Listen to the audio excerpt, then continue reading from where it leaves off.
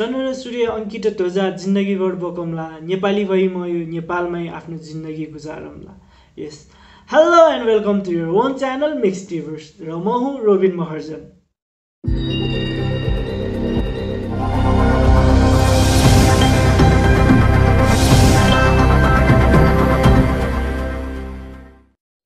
हजुर सबैलाई थाहा भएकै कुरा हो, अगस्त 17 तारिक सोमबारका दिन मंगोल हब अफिसियल नामक एउटा युट्युब च्यानलले चाहिँ एउटा म्युजिक भिडियो अपलोड गरेको थियो, जुन म्युजिक भिडियोमा चाहिँ हाम्रो नेपालको राष्ट्रिय झण्डा जलाइएको थियो र त्यस म्युजिक भिडियोको टाइटल दिएको थियो देशद्रोही। सायद सिङ्गर भनौँ या ऱ्यापर भनौँ, उहाँले चाहिँ यो देशद्रोही नाम चाहिँ आफ्नै लागि स्पेसल्ली डेडिकेट गर्नुभएको जस्तो चाहिँ मलाई पर्सनल्ली फिल भएको है। देन हजुरहरू सबैलाई थाहा छँदैछ 19 तारिकका दिन सो सिङ्गर भनौँ या ऱ्यापर भनौँ, उहाँले चाहिँ यस गीतको चाहिँ जस्टिफिकेसन भनौँ, उहाँले चाहिँ आफ्नो धारणा राखेर चाहिँ एउटा भिडियो फेरि पोस्ट गर्नुभयो। देन मैले दुवै भिडियो हेरेँ, दुवै भिडियो हेरिसकेपछि चाहिँ मलाई चाहिँ जुन कुरा फिल भयो त्यो कुरा चाहिँ मैले हजुरहरूको अगाडि लिएर आएको छु।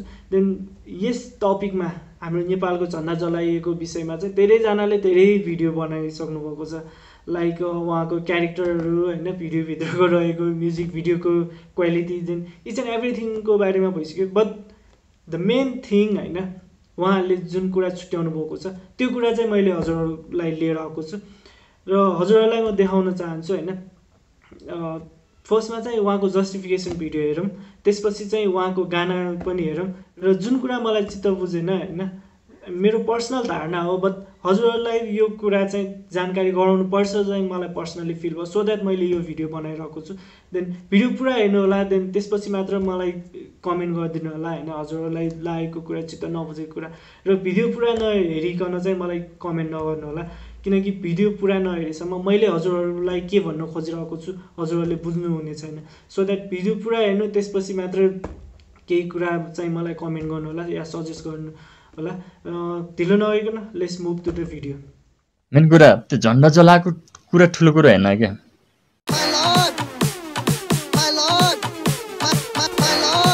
झन्डा जसरी पनि जल्छ एक दिन होइन, एक दिन जसरी पनि त्यो हटाउनै पर्छ, तर त्यो झन्डा जलाउनु ठुलो कुरा होइन क्या।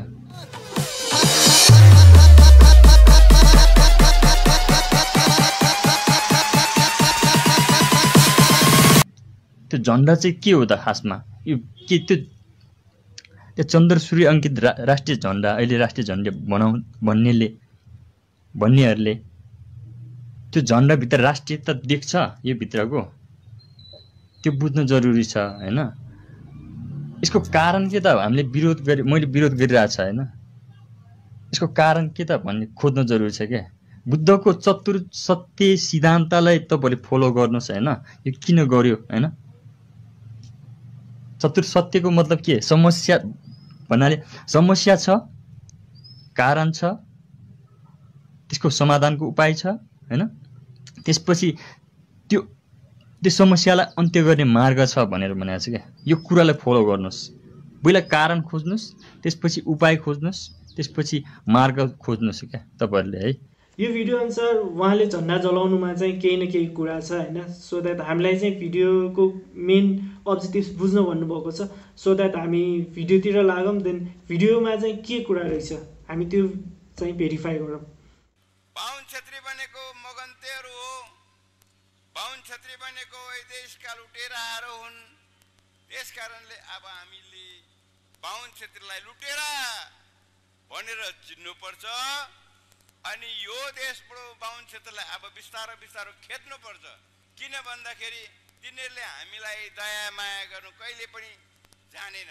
उहाँको अनुसार चाहिँ होइन, स्टार्टिङमा जुन हामीलाई स्पिच सुनाइएको छ भिडियोमा, देन त्यो स्पिचले चाहिँ उहाँ मोटिभेट हुनुभएको चाहिँ उहाँले फिल दिन खोज्नुभएको जस्तो लाग्यो मलाई।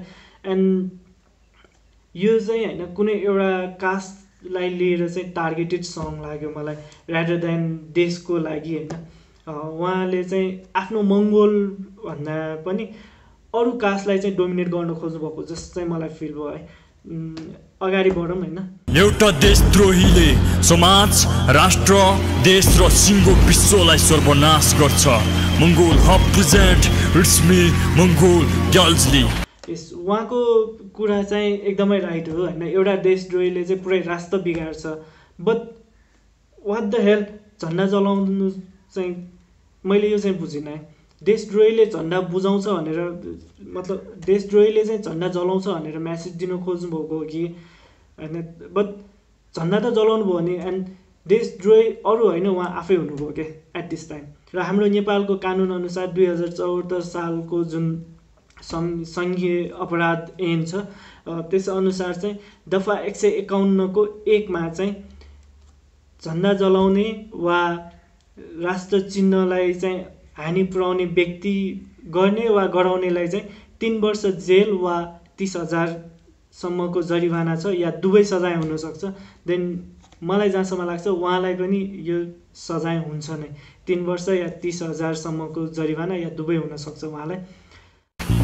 Hey, विस्तारवादीको विस्तारमा सुत्ने नेपाली सर्वभौम स्वाभिमान र स्वाधीनतालाई लुट्ने पालो पालो सत्ता लुची देश बेच्ने ढाल जस्तो ढाका टोपी ब्राज जस्तो हिन्दू झन्डा बोकी आयातित विक्रम सम्बत राजस्थानको दौरा सुरुवाल खस भाषा खस लिपि लाग्ने छोरा नाति बाहुन छेत्री पनि तै हो। हो कि होइन भाइ हो। अब म हाँसौँ कि रोउँ भयो कि उहाँले चाहिँ होइन अब नेपालको झन्डा जलाइसक्नु भएको छ एन्ड छातीमा फेरि नेपालकै झन्डा टाँस्नु भएको छ क्या। अब कि यो फेजमा चाहिँ उहाँले आफूलाई चाहिँ देशभक्त भनेर चाहिँ देखाउनु खोज्नु भएको चाहिँ फिल भयो होइन। तर झन्डा जलाइसकेको मान्छेले झन्डा फेरि आफ्नो छातीमा टाँस्न पाउँछ कि पाउँदैन होइन, you guys comment on me है। एन्ड उहाँले जुन ढाका टोपीलाई किक मार्नुभयो नि, I just want show you some photos होइन, लाइक दिस वान लिम्बुज होइन, उहाँहरूले पनि ढाका टोपी लाउनुहुन्छ। एन्ड आफ्टर द्याट म नेवार हुँ, महर्जन हुँ, नेवार हुँ होइन। एन्ड लुक एट दिस, हामी पनि लाउँछौँ क्या, बाहुन छेत्रीले मात्र लाउने होइन, यो ढाका टोपी चाहिँ सबैले लाउँछौँ होइन। देन थिङ्क अबाउट इट, हजुर आफै बोल्नुहोस् होइन, म अब यो विषयमा बोल्दिनँ कि। जस्ट यति मलाई पिन भयो नि यो कुराले, ढाका टोपीलाई लात मार्नु, वाट द हेल क्या। मङ्गोल आफूलाई मङ्गोल भन्छ क्या, मङ्गोल हामी नेवार पनि हो क्या। You can see the description होइन, हजुरले डिस्क्रिप्सन हेर्न सक्नुहुन्छ। हामी नेवार मङ्गोलबाटै आएको हो होइन। देन अब यो सबै हेरिसकेपछि चाहिँ होइन मलाई चाहिँ के फिल भयो भने यो देशद्रोही चाहिँ अरूलाई होइन उहाँले आफैलाई भन्नुभएको जस्तो लाग्यो क्या। ओके लेट्स चेक अझै के छ उहाँको भिडियोमा होइन, किनकि उहाँले पहिला कुरा बुझ्नु अनि बोल्नु भन्नुभएको छ। यहाँ चाहिने भन्दा बेसी मैले बुझिसकेँ होइन। उहाँको चाहिँ मेन मोटिभ चाहिँ यो जातीय हिंसा गराउने जस्तो लाग्यो क्या। ओके लेट्स मुभ फरवर्ड होइन।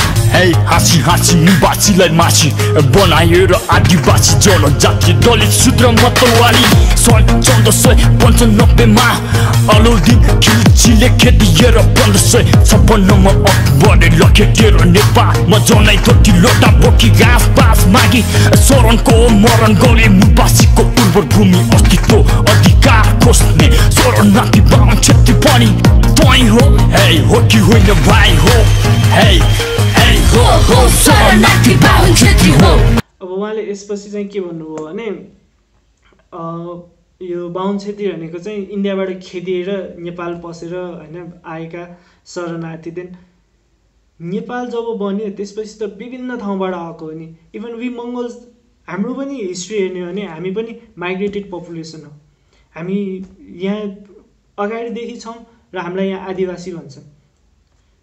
हामी अब उहाँलाई कसरी बुझाउँ के म, लाइक जब कुनै नयाँ कोलोनी बन्छ नि, त्यो कोलोनीमा त various areas, various language, various caste system चाहिँ इटी ग्रुपबाट गएर त्यहाँ माइग्रेट भएर बसिन्छ र त्यो कोलोनी बन्छ नि। हाम्रो नेपाल पनि त्यसरी नै बनेको हो। विभिन्न एरियाबाट आएर चाहिँ माइग्रेट भएर चाहिँ हाम्रो यहाँ नेपालमा बसोबास गरिसकेपछि चाहिँ नेपाली भएका हौँ नि।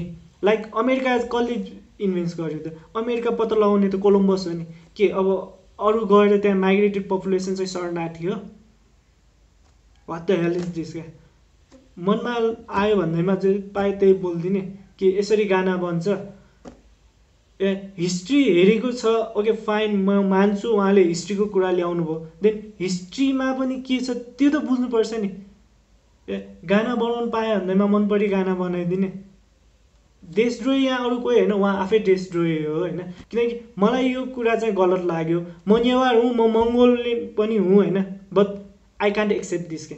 म यो कुरालाई चाहिँ कसरी एनालाइज गर्छु भने हाम्रो चुनाव आउन लागिसकेको छ होइन, then this is fully promotion of election होइन। अब उहाँको एरियामा चाहिँ अब उहाँको त्यहाँको लोकल कुनै लिडरले, पोलिटिकल लिडरले पैसा दिनुभयो या उहाँको चाहिँ आफ्नो पर्सनल इच्छा हो होइन। This is fully a promotional video, nothing more than that. देशद्रोही त उहाँ हुनु नै भइसक्यो, बिकज उहाँले चाहिँ नेपालको राष्ट्रिय झन्डा, हाम्रो नेपालको राष्ट्रिय ध्वजा जलाइसक्नु भएको छ र त्यसबापत उहाँलाई कारबाही हुन्छ। र गाइज यसमा चाहिँ धेरै कुरा म भन्दिनँ होइन, this video is fully promotional video मेरो लागि।